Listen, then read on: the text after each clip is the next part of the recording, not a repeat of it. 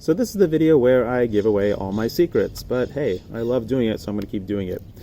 So this is the Toothpick 3, and something you may have obviously noticed is that it's a modular frame, and it's a very small, light frame. What you're looking at here is about 10.4 grams. That's without these little stack screws. And that's with the 1.5 millimeter body plates. I'll talk about why they're 1.5 millimeter and not 1 millimeter like the future batches are going to be later on in the video. But let's take a close look at this design. And let's first start with why I went with a modular design. So modular designs versus unibody designs, this has been a debate since the very, very beginning. I strongly prefer the multi-unit design because I can repair the darn thing without having to rebuild everything, and I know people can swap monobodies quickly, but I don't have to go home to repair it. I can just swap an arm in the field. It's not a big deal. So that's really the number one reason. The second reason is that it doesn't actually weigh more. It a lot of times weighs less. So the final version of this frame, not the final version, but the future batches of this frame will weigh about 9 to 9.5 grams. Now this is a 3-inch frame. It's a pretty good size 3-inch frame. If you wanted to build a monobody frame of this size, minimum you're looking at 7-ish grams. And if you want any degree of durability, you're going to have to pile on at least 1.5 grams, 2 grams, and you're already up at the same weight as my design. Now, I know that there are some nifty ways to get frames of this size down to 2 grams or 2.5 grams. I have seen them, and I do appreciate that. However, those frames are not durable. What you're looking at here is something that will not break easily, just will not break easily. In fact, I started out with 3 millimeter arms and 1.5 millimeter body plates. I had to keep thinning the arms more and more, and then I just went down to 2.5 millimeters for the arms because they just would not break. I mean, I was hitting poles at full speed and shearing all 4 prop shafts when they were made of 1.5 millimeter, and the frame was not breaking. I would kind of like chip the arm ends here, but the frame was just not breaking. The other added advantage of going with a multi-unit design is that the arm is skinnier, so you have less thrust obstructing, or less arm obstructing your thrust. So a couple other advantages, but those are basically the main ones. Let's get back to the rest of the frame. So the top plate here, as you can see, has a little H pattern design. This does not fit 20 by 20 mounts, 20 by 20 stack mounts, not yet. I have a number of variations of this design, but I have kind of shied away from the 20 by 20s, or sorry, the 16 by 16s, because they just don't seem to perform as nicely as the all-in-ones, and they're not quite as easy to use, and they have some other issues with them. So the all-in-one is really the direction that I've gone, and we do have some nice all-in-ones. They're about $40 to $45. I think it's a very reasonable amount of money to spend for a flight controller and an ESC. They are pretty reliable as well. We're only going to get more and more about reliability as it goes on. So I'm going to stick with this all-in-one design for now and not confuse people by introducing a 20 by 20 or a 16 by 16 pattern at this time. However, if I find things that are suitable to be used and are as reliable and robust as I want them to be, I will introduce those patterns as well. But for now, we're going to stick to this. Underneath, you'll see that there is a pretty interesting like fish hook pattern to this design, and that's intended for rubber bands. Yes, rubber bands.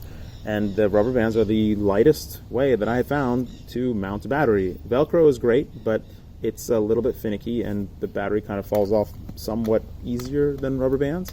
And so this frame comes with 10 rubber bands like this for you to use with this mount. Now, the first batch of this frame has a little bit of a flaw with the rubber band.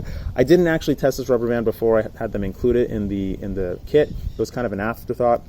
I was using just like regular off-the-shelf rubber bands that I had lying around the house, which you're welcome to use. You can double them up or triple them up or whatever. Now, this rubber band is incredibly strong. It's a little too strong.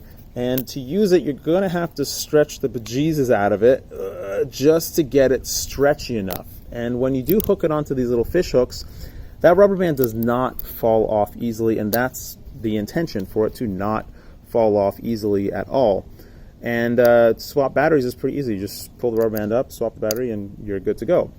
Something you will notice is that this rubber band will only allow for the long style battery, which I of course forgot to bring out here, but the long style battery.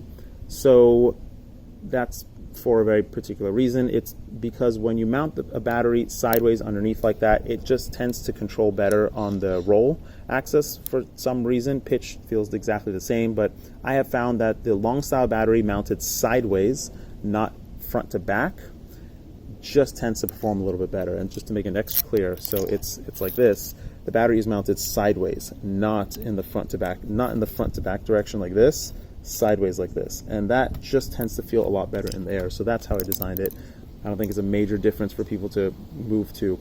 Now, something else you may have noticed is that there is only one screw per arm holding this thing together, and that is by design. And there's this little TPU piece in the middle that holds the arms in place. And the arms look like this. And the design of the arm is very specific, hopefully to not break at the screw hole. And then there's only one little finger on one side, specifically because I could get one longer finger is more protective. I found is more protective than the two fingers on the corners. And it's because it's a longer finger. It just works out better. I've crashed this thing so much, and the longer single finger just tends to work out better, and it's lighter for this particular kind of style build. The arm slots into the TPU piece very nicely, and something you may have noticed again is that there's a little hole on top of this little TPU piece. And the original idea with this hole was that the top of this piece of TPU would kind of jut up over the top plate of this frame. And so you drive a screw through the bottom hole, and it would go all the way up through the top of the frame, up to the portion of the TPU that jutted above the frame. And as you screw the screw through, this hole is much smaller than a 2mm screw. It would kind of squeeze the TPU out and kind of lock everything in place.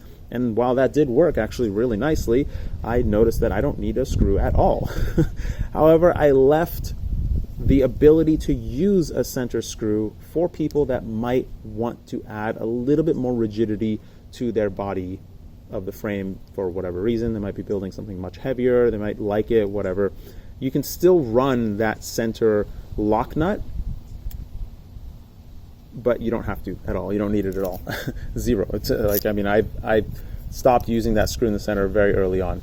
The TPU thing could have been both top and bottom, but I made it like this so that you could specifically use a screw if you wanted. It's a little bit more annoying to put together because I've made it so that the screws for the arms kind of go up through the frame instead of down. So when you put it together, you'll see. Basically, this is a very self-explanatory build. Put this TPU piece in the middle, the arms slot in, one screw per arm. Pretty straightforward. The fingers are designed to be pointing forward and backwards because you crash forward and backwards usually not sideways.